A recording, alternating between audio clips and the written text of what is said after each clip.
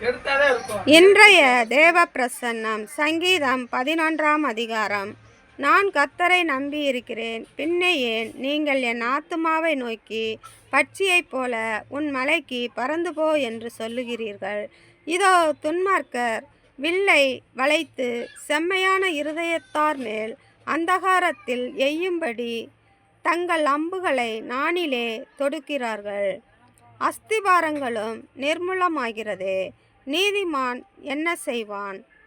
கர்த்தர் தம்முடைய பரிசுத்த ஆலயத்தில் இருக்கிறார். கர்த்தருடைய சிங்காசனம் பரலோகத்தில் இருக்கிறது.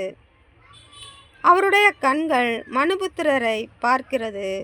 அவருடைய இமைகள் அவர்களை சோதித்தருகிறது. கர்த்தர் நீதிமானை சோதித்தருகிறார், துன்மார்க்கனையும் கொடுமையில் பிரியமுள்ளவனையும் அவருடைய உள்ளம் வெறுக்கிறது. துன்மார்க்கர் மேல் கண்ணிகளை வருஷிக்க பண்ணுவார். அக்கினியும் கந்தகமும் கடுங்கோடை கொந்தளிப்பும் அவர்கள் குடிக்கும் பாத்திரத்தின் பங்கு. கர்த்தர் நீதியுள்ளவர், நீதியின் மேல் பிரியப்படுவார். அவருடைய முகம்